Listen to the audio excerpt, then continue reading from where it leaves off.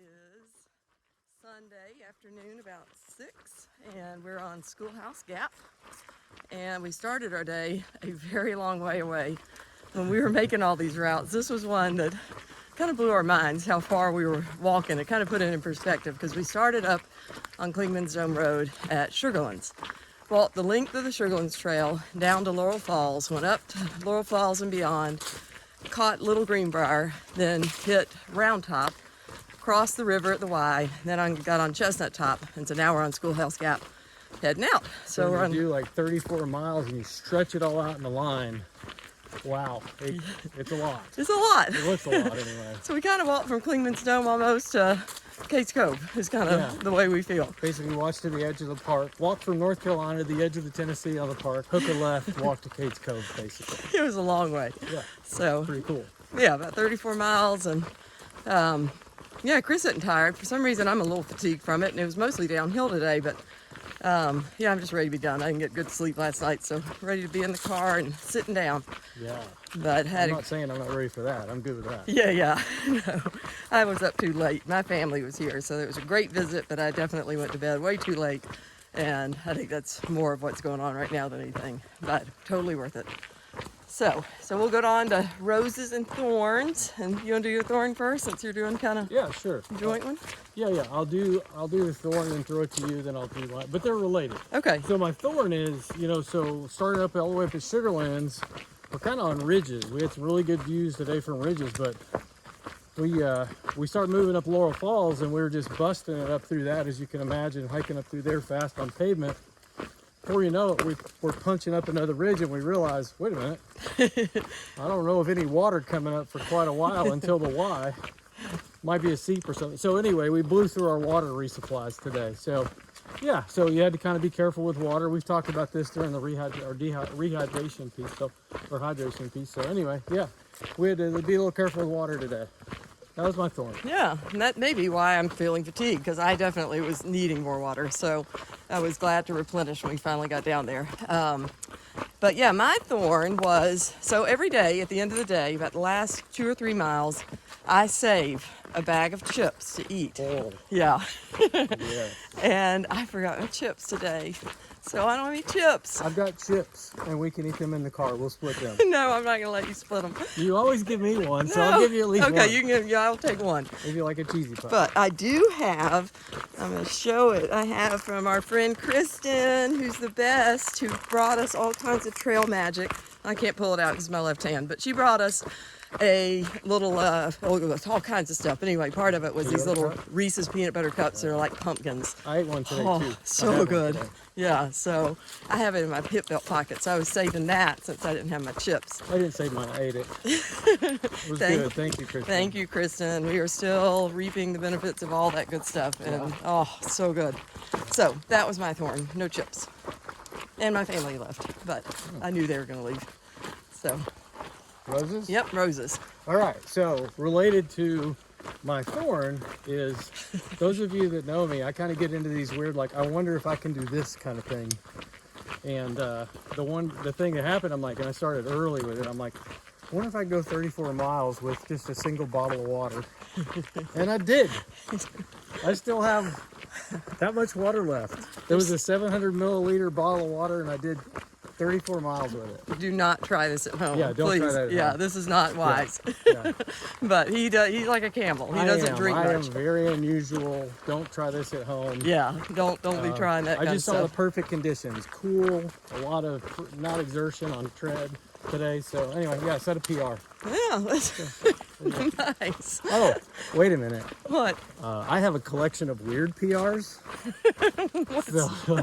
I don't know this collection. Yeah, you know one of them. Okay. So I've got one ginormous one on the Appalachian Trail. Now, I'm not going to tell you what that is unless you donate a lot of money. There you go. Start donating. I might push this over to our Patreon for the fundraiser, and I'll share it with you. But it's a good If one. I've got you intrigued, I think I'm probably the only person that's ever done this on the Appalachian Trail. it's not really something to be proud of. Let's just make sure we make that clear. You wouldn't want to do this either. Yeah. But it is a good one. Well, you No, have and it's to nothing be- scandalous. It's just, not. it's bizarre. Yeah. Yeah. But I bet you that it can't be. If there is, there's not many. So No. anyway, No, it's a good one though. So if you're intrigued, donate, and I will bring it. you will not be disappointed. Yeah. Possibly a little grossed out, not disappointed. You will be left bewildered, I'm sure. Yes, for sure. That's a good one. That's my rose. Okay, so my rose, my rose is my husband, who is just like lending all kinds of support at home because we have 3 kids and Oh, yeah. they're all virtual learning, all the things that everybody's doing right now that are stressful, and he's having to do all that by himself, so he's just a saint. But he is going to be able to break free thanks to my dad and my stepmom and come support us for a few days. So that's really exciting. So he's going to come Thursday and stay with us through Saturday night and bring our new camper van, and it's going to be awesome. Gonna So put the mod van through its paces. yes, I'm excited. So excited. So yeah, that'll be fun.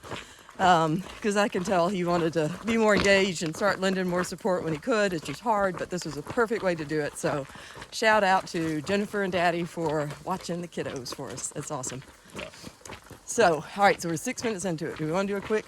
Yeah, you Thing. said you want to talk about. We've got a Q&A for food. Yeah, I You guess want to so. touch on that? We don't have to go crazy long on that. Yeah, everybody's been asking, or a few people have asked what we eat on trail, how we stay nourished and that kind of thing. And I don't know, it's a hard one to answer for me. Because neither of us eat tons of food on Yeah, trail. the problem with some of these distance hikes type things, it takes 3 to 4 weeks for your body to get acclimated to it. It's been used to eating or burning a certain thing, and it's trying to figure out how to deal with the fat, hold on to the fat. So your diet is really kind of all over the place. So the way that both of us have dealt with it is you just buy a bunch of different snacks, and honestly, from day to day, you're not sure what you want, so you just start grabbing what you want, what you think you want. And what we have had, though, that has been really nice, particularly at this Gatlinburg stretches, Nancy had cooked a lot of pre-food before. Jamie's been cooking some food along the way. Casserole, high calorie, high carbohydrate type stuff. So at night, I think both of us have an appetite to eat that kind of stuff. Yeah. Which is not normally the type of stuff we might eat day to day. So, you know, a lot of carby, high calorie stuff at night, which kind of allows us to not eat a lot during the day, but snack along the way.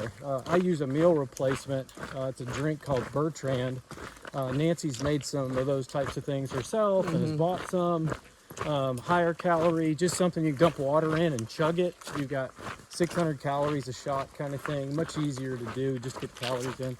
But then all these little snacko type things too, little candies, and Yeah. it's almost like a tapas, hiker tapas. That's a good way of They're putting it. small plates. We Yeah. eat small plates, stuff that fits in our little mesh packets. Yeah, and I'm going to show you my hip belt pocket right there. Well, this is actually the Bumster. This is something Gossamer Gear makes, which is awesome because you can hold even more snacks. But these little hip belt pockets hold lots of things.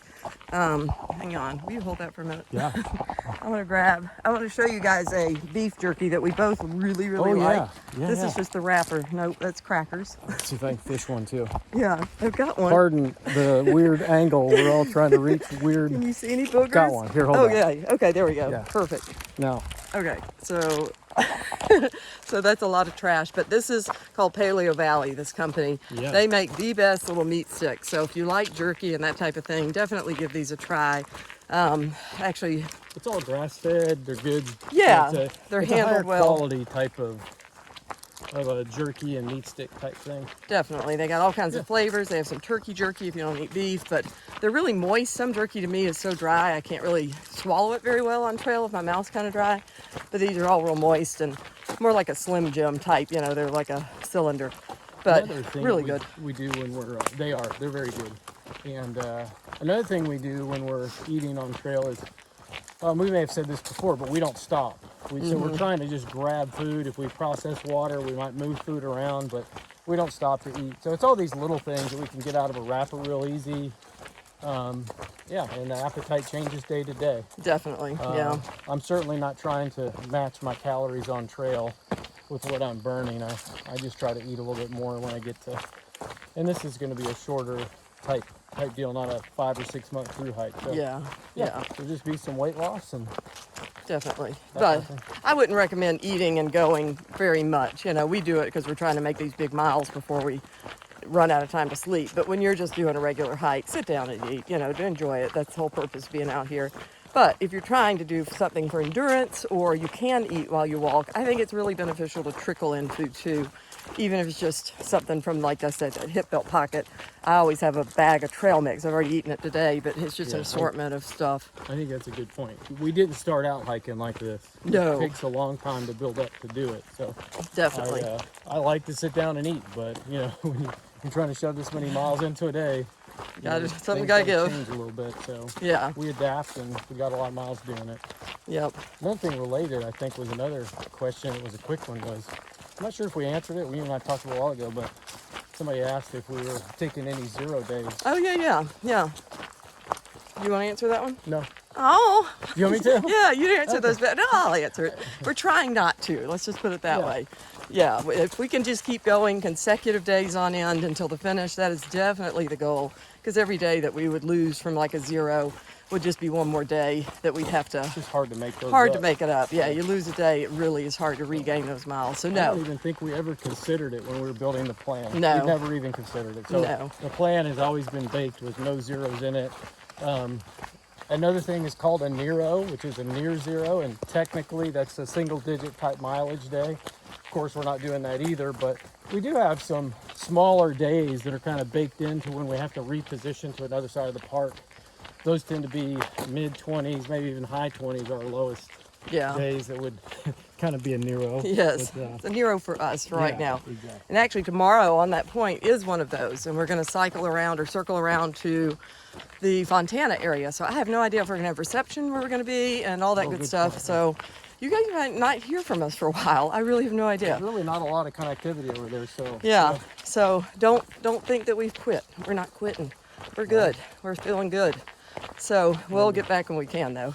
we'll be hiking back and forth between Tennessee and North Carolina. Yes, up and over Yeah. a couple times, actually about 3 or 4 times. So 4, I think. Yeah. We're kind of weaving these things in. big days ahead. These days ahead are actually the ones that make me the most nervous as far as just fatigue. So But we've done some of these before already with a backpack. with a backpack, yeah, We backpacked some of this stuff. in the middle of summer. So this is true, but yeah, I mean, and I'm we took a feeling nap in good Proctor because we were tired. at the Calhoun House. Highly recommend the porch for a nap. It's a good place. So, but anyway, we'll check back in when we can. This has gotten super long. I hope I can upload it. Y'all take care and have a good start to your week. Fun talking to you. See ya. Bye.